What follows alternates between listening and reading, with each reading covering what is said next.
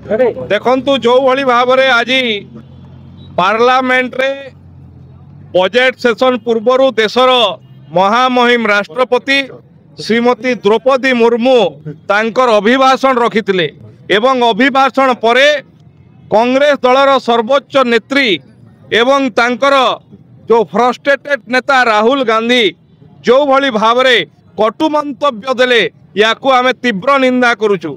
जड़े आदिवासी महिला जी ओडिशार गर्व गौरव भारतर प्रथम नागरिक तांकर भाषण को तांकू जो भली भाव में मंतव्य देले याकू सारा भारतवासी निंदा करुची।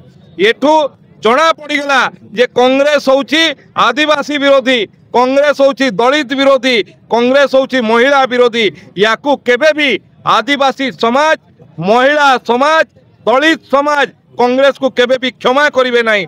जो सामंतवादी चिंताधारा जे आमर परिवार ही सबुठु बड़ आउ भारत वर्ष रे केही केउटी जाई परिबेनी किछि करि परिबे नहीं, ये चिंताधारा निश्चित भाव रे गणतंत्र पई घातक चिंताधारा।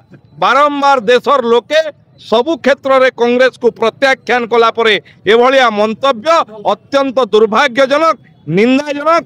झारसुगुड़ावासी ताकू कटु शब्द रे आमे निंदा करूछु।